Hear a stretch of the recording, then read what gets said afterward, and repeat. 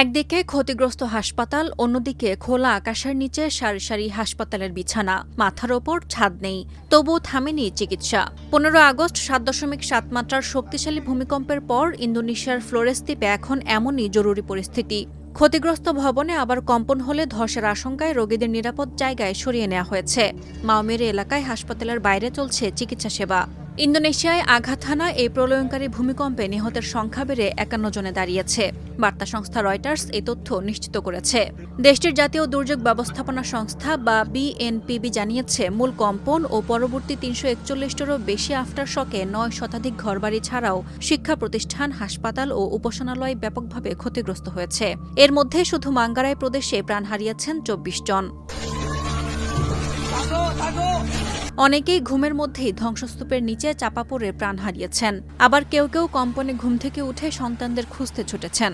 উপকূলীয় এলাকায় আতঙ্ক আরও বেড়ে যায় যখন সাগরের পানি সরে যেতে দেখা যায়।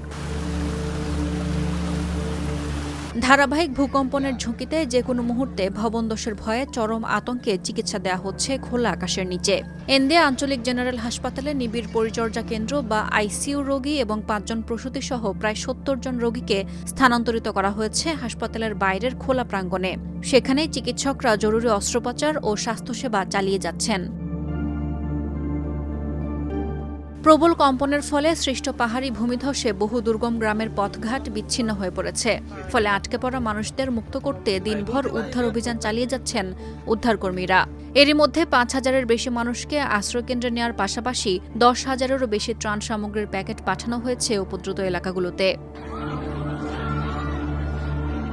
ইন্দোনেশিয়া বিশ্বের অন্যতম ভূমিকম্পপ্রবণ দেশ। প্রশান্ত মহাসাগরীয় রিং অফ ফায়ারে অবস্থিত দেশটি 3টি বড় টেকটনিক প্লেটের সংযোগস্থলে থাকায় প্রায়ই ভূমিকম্প ও আগ্নেয়গিরির অগ্ন্যুৎপাতের মুখে পড়ে। ফ্লোরেস দ্বীপে এর আগেও ভূমিকম্পের ভয়াবহ স্মৃতি রয়েছে।